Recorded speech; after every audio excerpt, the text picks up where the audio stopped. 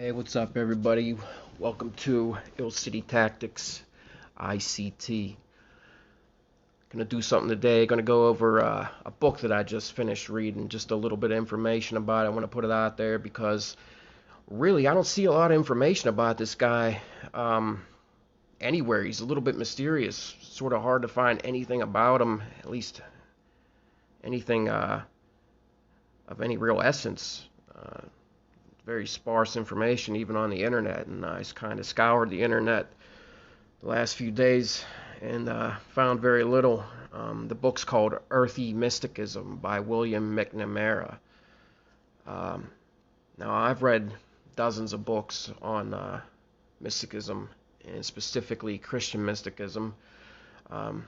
Some other ones sporadically, other world religions, other forms of mysticism, but certainly my central study has been in Christian mysticism. Now, this man, William McNamara, the information I can tell you that I found is I know he was a Carmelite monk. He became in 1944, and then he was ordained a Roman Catholic priest in 1951. Born February the 14th, so that was just yesterday. Happy birthday there, buddy.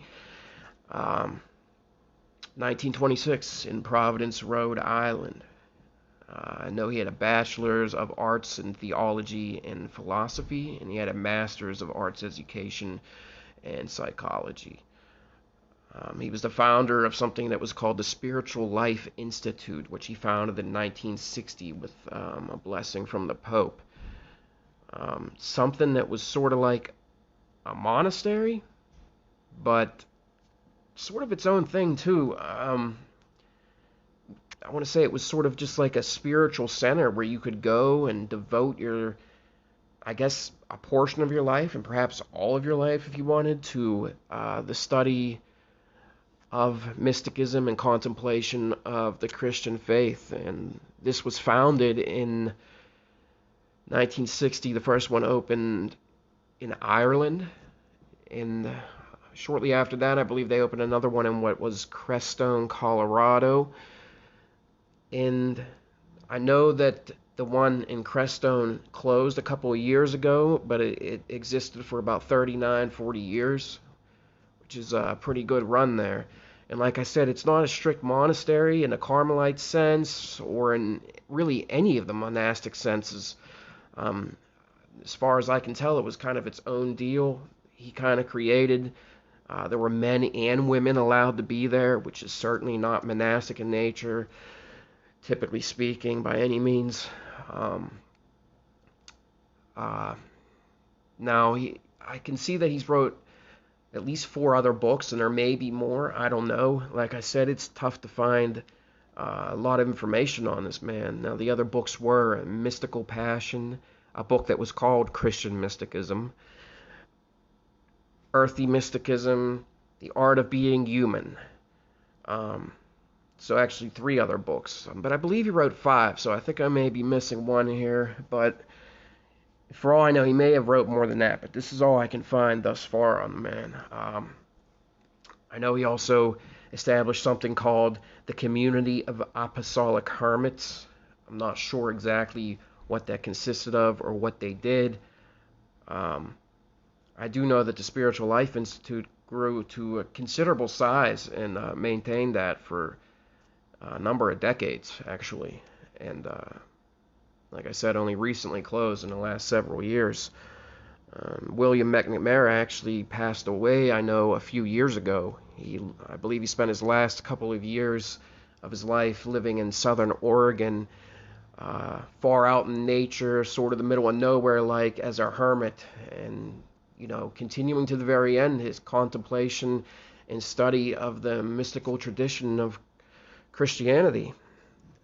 The book is just incredible. Earthy Mysticism and Contemplation and the Life of Passionate Presence is what it's called. It really just blew me away, and I've read quite a few books on Christian mysticism and mysticism in general from several other religions as well, but definitely a heavier emphasis on Christian mysticism. Now, Always first and foremost, I give credit to Thomas Merton for establishing my interest in Christianity again, and Christian mysticism in particular. About 11 years ago, I picked up his book, The Seven-Story Mountain, and just from there it started going. And, I give that man credit for even bringing me back, I would say, to an actual belief and foundation again in the Christian faith, which I had definitely turned my back on and walked away from for a number of years. And that was Thomas Merton. I attribute to bringing me back to that. But I bring up Merton because, William McNamara kind of reminds me a little bit of Merton, how he writes. And if you're familiar with Merton, you'll know what I mean by that. But I would say he's a little harsher than Merton, man. He's a little more aggressive. And right now, I think it's something I needed to hear. He's deep. He doesn't play any games with what it takes to be a true Christian and a mystic in particular. It's not something that's trendy like the society we live in today has made it out to look like. To be a real mystic is, it's about more than drinking green tea, meditation, 10 minutes a day, and eating organic foods. It's definitely about more than this hippy dippy thing that goes on today, and just the yuppie kind of adoption that you've seen upper middle class America take and run with over the last couple of decades. And I know and agree with this man. When he speaks about it, takes a profound, utter abandonment to Christ to really, truly follow the faith as it was meant to be. A complete breakdown, destruction of your self-inflated ego that I have, we all have, and we all struggle with. I know the person I've created myself to be, and the masks that I wear for society when I step out my door in the morning isn't the true me. The real me is hidden. The real me is obscured, sort of in the shadow and life of Christ. And God chases me as much as I hunger for him. But it's just about me being receptive for him and sitting still long enough to hear what he has to say, so to speak. And this book is heavy emphasis on that and the real discipline that it takes to follow that path. It's not a joke. He touches in here a little bit on like people pursuing certain drugs, psychedelics, alcohol, whatever, to relieve anxiety, to feel as though they've had a spiritual experience, to have their mind, quote unquote, awoken. And you know what? I think those things do have a place, and they do bring, particularly the psychedelics, definitely bring those things into focus a little bit for a human being. But at the end of the day, it's not going to be those substances that connect you ultimately with a higher power. It's going to be found in a sober mind, a committed mind, in a disciplined mind of a man that reads the scripture, prays continuously, not just in the morning, not just at night, but continuously practices the presence of God on a day-to-day basis. And this book really hits home with that.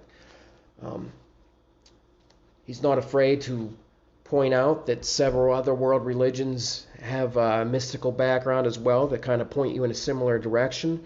But ultimately speaking, I agree with him that it's going to be through Christ that you find the highest essence of these mystical attainments.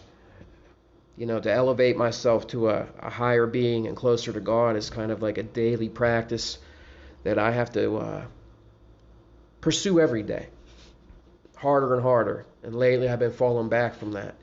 And it doesn't take much, man. It doesn't take much until you fall away and, you find yourself lost all over again and kind of wandering in the wilderness, so to speak. And then asking yourself, I don't even feel God. Why is God not listening to me? Why is God not helping me in this life? Why is God not showing me the roads I need to walk down and opening the doors I need to walk through?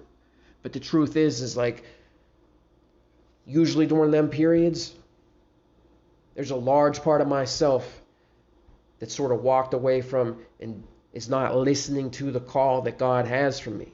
And when I think he's not showing me the roads that he wants me to walk down and the doors that he wants to open for me to walk through, and he's not opening, when I want to say those things, typically the truth of the matter is he is doing just that. It's that I want to self-will my life, and I want to decide the right roads to walk down, and I want to tell God the doors that I should be walking through, and I want to tell him to open them for me. But that's not the way it works. You see, I have an understanding inside my heart and inside my mind as well that it's up to God ultimately and finally what roads I walk down, what doors he will open for me to go through, because he will lead me to the destiny that he has for me. It is through him that I am made whole, not through my own personal ideas, personal longings, personal wants, which half the time are just rooted in sin and destruction. And if you don't like it, you don't have to hear this, but that's just the truth.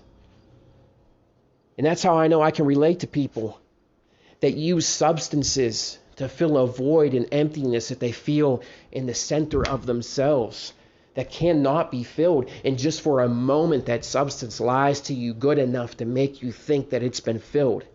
But it always leaves you wanting the next day. Sometimes the next hour. It's a tough